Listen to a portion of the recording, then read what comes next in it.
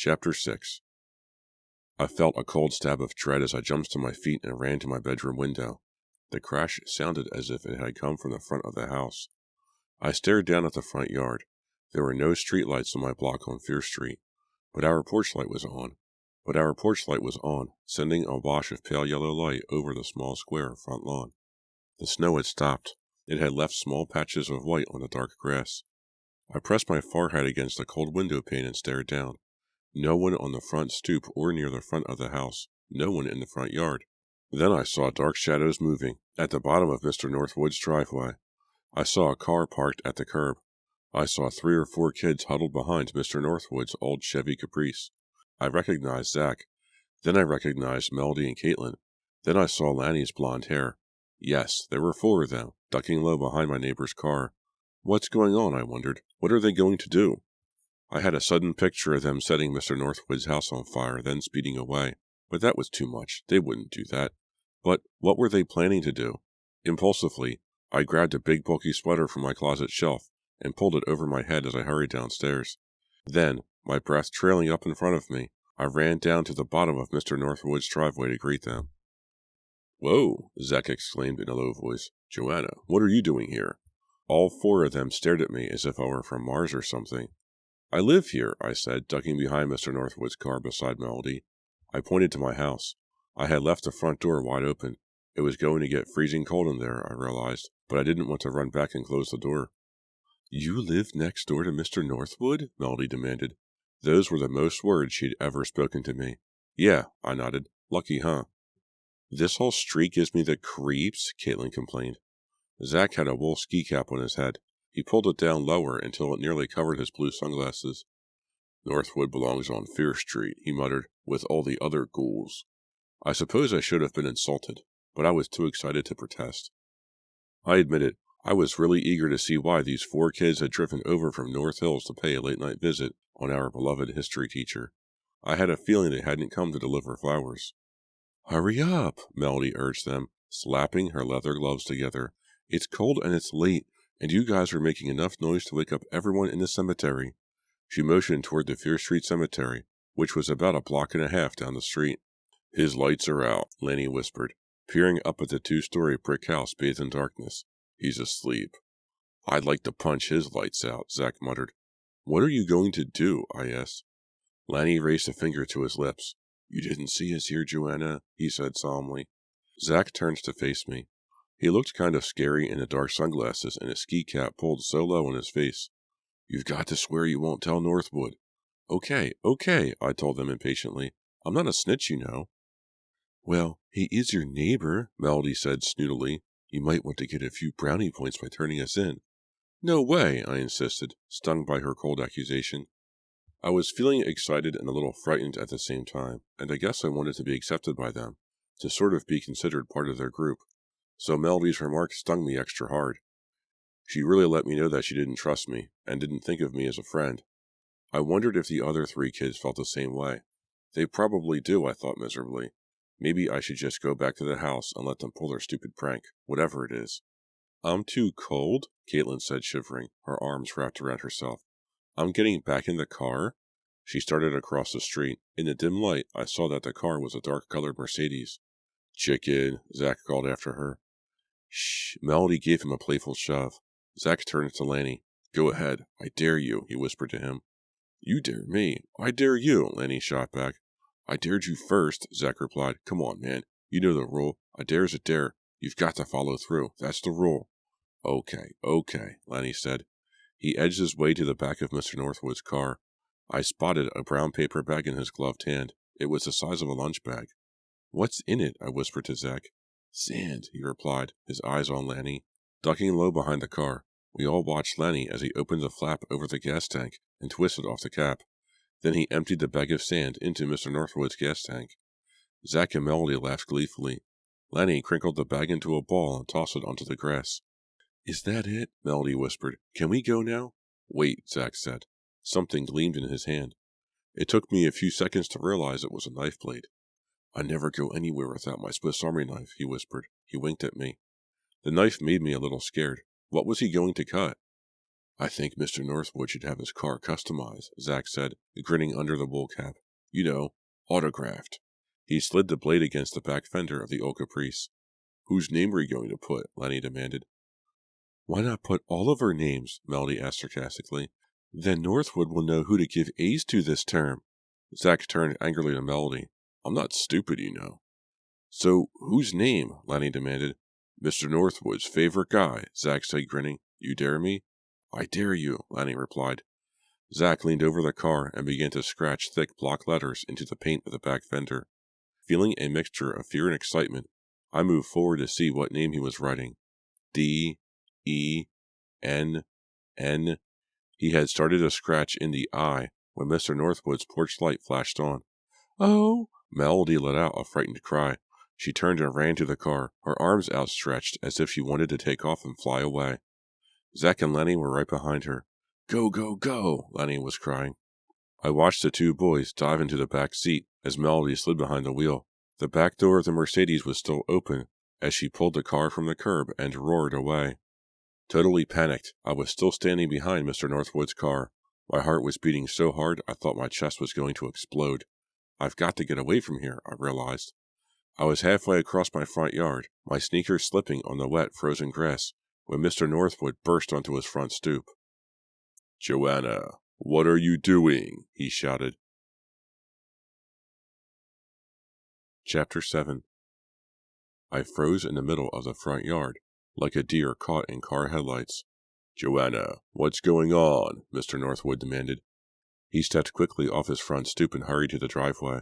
He was wearing a gray turtleneck over baggy dark corduroys. His gray-white hair was standing nearly straight up on his head. I glanced up at my open front door. Why hadn't I run when the others ran? The sound of the Mercedes roaring away lingered in my ears. Why hadn't I run? Mr. Northwood walked up to me, taking long, hurried strides, his breath steaming up in front of him. Joanna. I'm not a good liar, and I'm not the fastest thinking person in the world, but I knew I had to come up with something. I heard noises, I stammered, trying to sound calm and sincere. Voices. I thought someone was trying to break in or something, so I came outside to see who it was. Pretty lame, I thought. I stared hard into his eyes, trying to see if he believed me. I saw who it was, Mr. Northwood replied, frowning as he stared back at me. My mouth formed a silent O. I could feel my face getting hot. A strong gust of cold wind swirled over me. I could feel the cold even through my bulky sweater. Somewhere down the block I heard the clatter of a metal trash can being blown over. Since when do you hang around with that group, Joanna? Mr. Northwood asked sternly. He lowered his face close to mine, so close I could smell onions on his breath. I don't, I replied, avoiding his harsh stare. I just heard voices, that's all. I came out, and then I tried to get them to leave. Does he believe any of this? I wondered. I was so angry at myself for not being a better liar. Mr. Northwood turned away from me without saying another word. Stooping his head, his hands shoved into his pants pockets, he made his way down the driveway to his car. I crossed my fingers behind my back, hoping it was too dark for him to see the letters Lenny had scratched onto the back fender. But I saw him lean close and run his fingers over the fender. His expression didn't change, but he stood there for a long while. Then he spoke in a low voice, so low I could barely hear him over the gusting wind. I'm calling the police, he said. Chapter 8. My heart pounding, I ran back to my house and slammed the door shut behind me. I was shaking all over, partly from the cold and partly from Mr. Northwood's threat. I leaned against the banister and waited for my breathing to return to normal. I rubbed my arms, trying unsuccessfully to chase the chill away. Were the police going to be knocking on my door in a few minutes? Was I going to be arrested for messing up Mr. Northwood's old Chevy? My mom will have a stroke, I told myself. Mom wasn't around much because she was working so hard, but these days, when she was home, she was acting very strict. I guess to make up for not being home. I'll be grounded for life, I moaned to myself. Mom will never trust me again, and I didn't even do anything, I just watched them. I paced back and forth in the living room for a while, listening for a police siren or sounds of an approaching car. I kept staring out the living room window. Then, seeing nothing but darkness, I go back to pacing, my hands shoved into my jeans pockets. When car headlights rolled up over the living room wallpaper, I knew it was the police.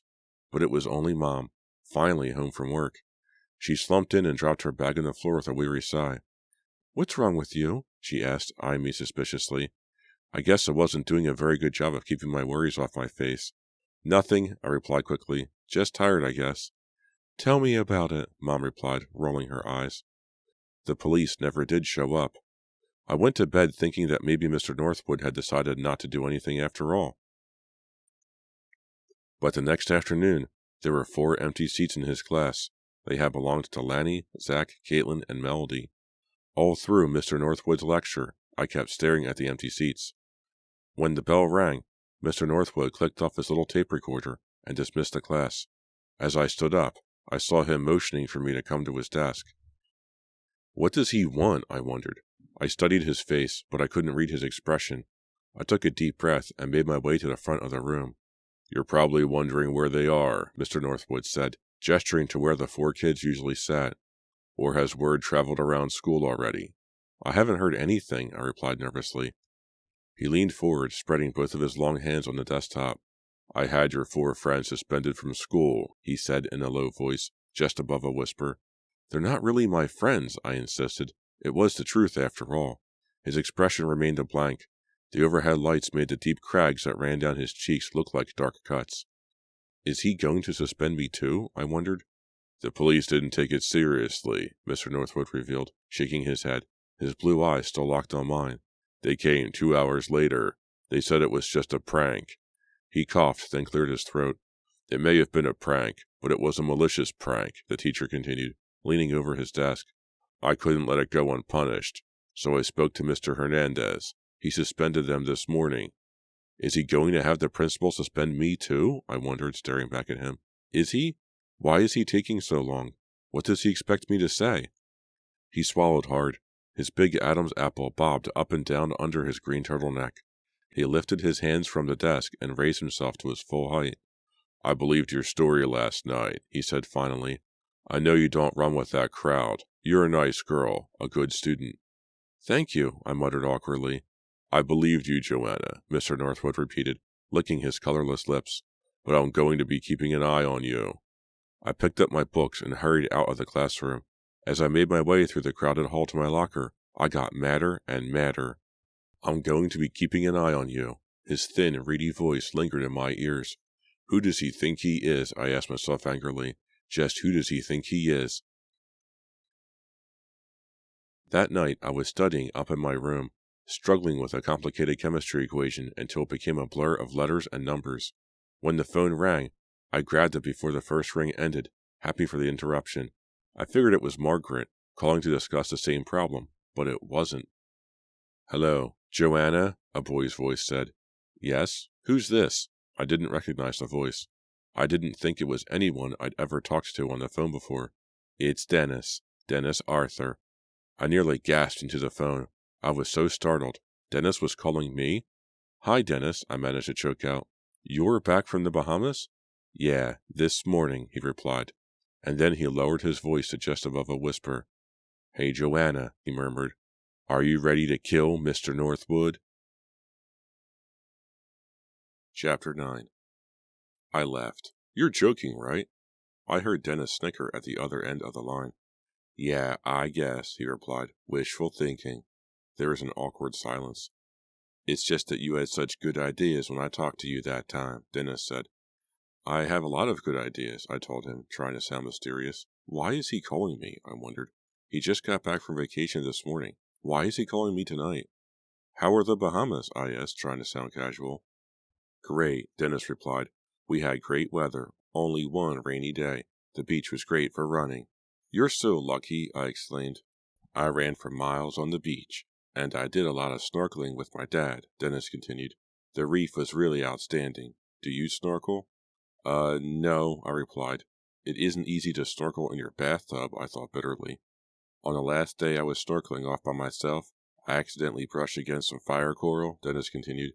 "Man, did that burn. I've got a huge red spot on my leg." "Too bad," I murmured, trying to sound sympathetic. "On our last vacation, Mom and I went to visit her sister in Cleveland."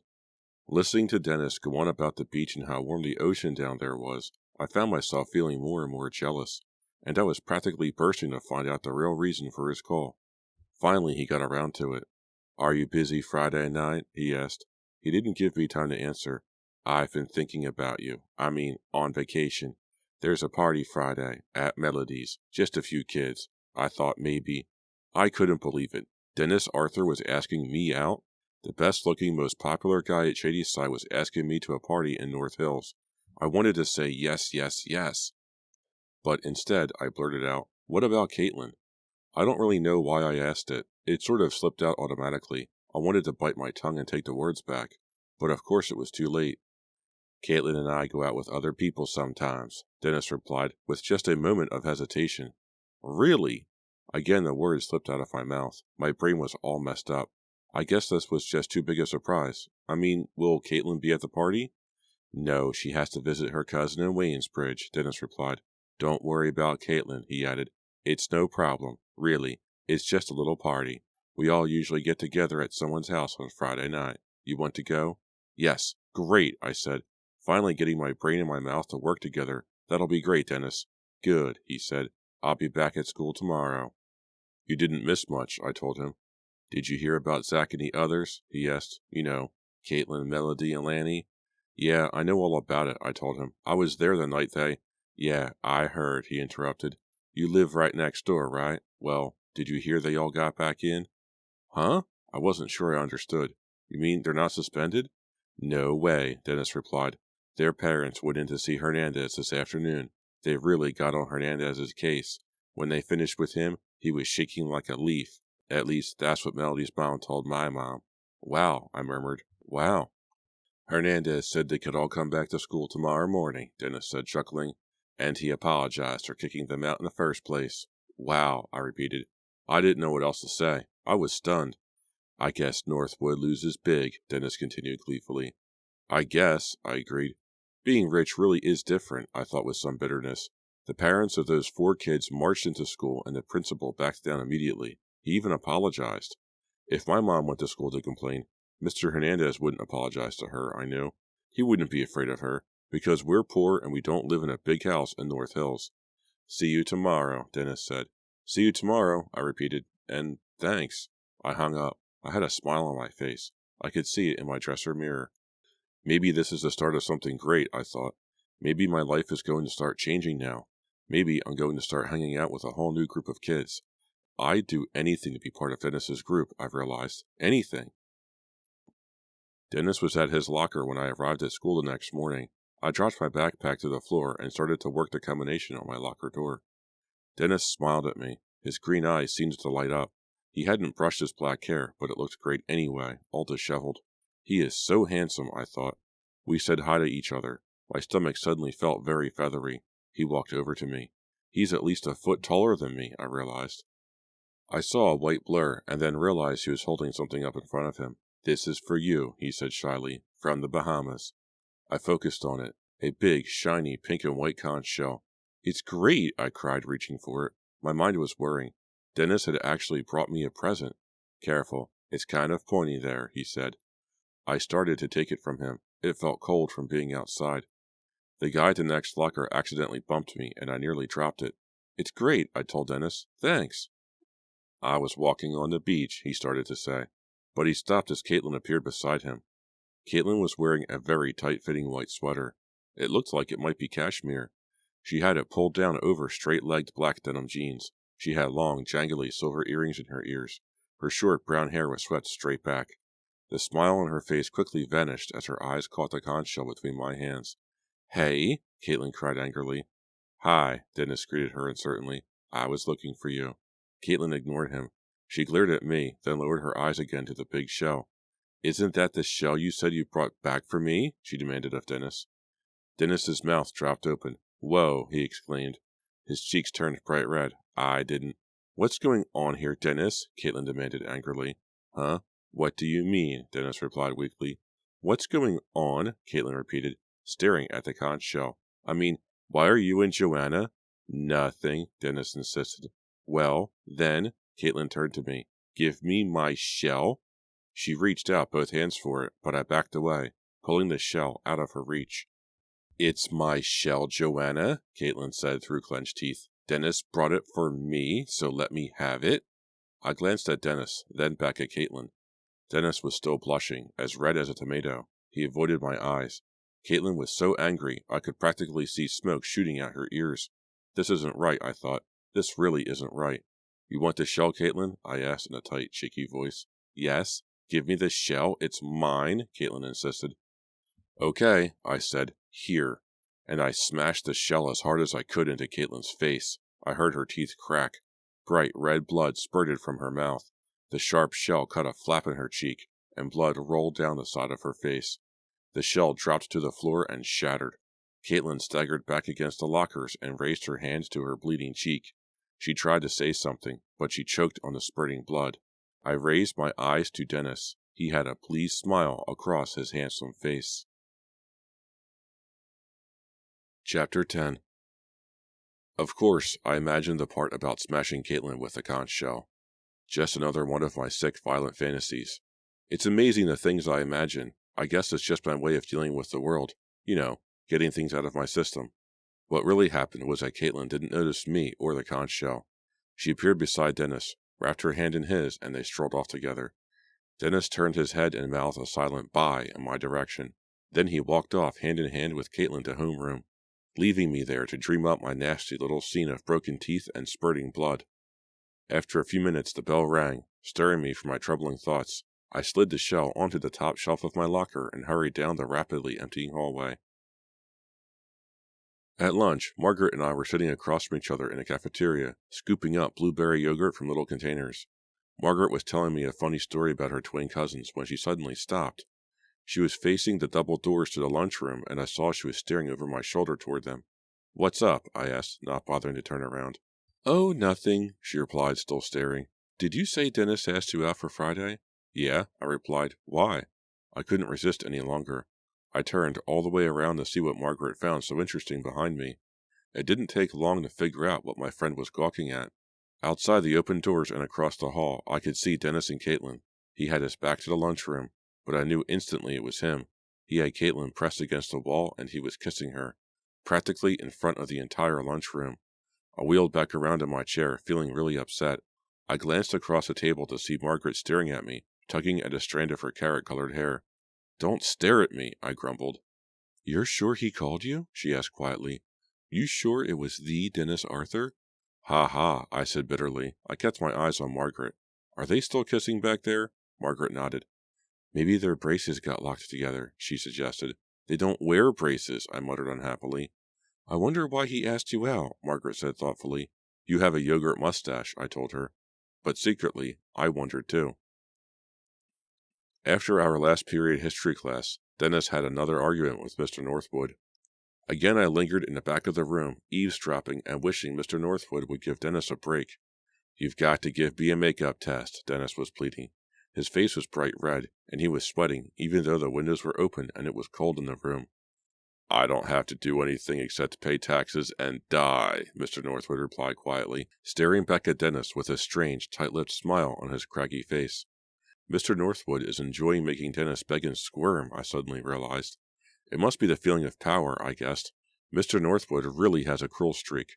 You're going to ruin my life, Dennis was screaming. He had both hands on the front of the teacher's desk, and was leaning over so that he and Mr. Northwood were practically face to face. I don't want to ruin your life. I want to teach you a little about fairness, Mr. Northwood replied, still talking softly and deliberately. You and I have already discussed this, Dennis. But if I get a failing grade, I won't be eligible for the all-state team, and then there goes the Olympic tryouts, Dennis cried, his voice high-pitched and shrill. Let us hope you don't get a failing grade, Mr. Northwood said coldly. He began shuffling through a notebook. Dennis let out a frustrated groan. You really won't give me a makeup test? Mr. Northwood shook his head. I have to be fair to everyone. But you're being unfair to me, Dennis cried, starting to lose his temper. I don't think so, the teacher replied, stone-faced, shuffling through the notebook. Can I do a project or something for extra credit? Dennis demanded. Mr. Northwood shook his head. I appreciate your situation, he said, but I really cannot bend the rules for one student. Dennis raised both hands above his head in a gesture of futility. Then, with a loud sigh, he spun away from the teacher's desk. Taking long, angry strides, he headed toward the door. I stepped away from the wall, eager to talk to Dennis, to try to say something encouraging to him.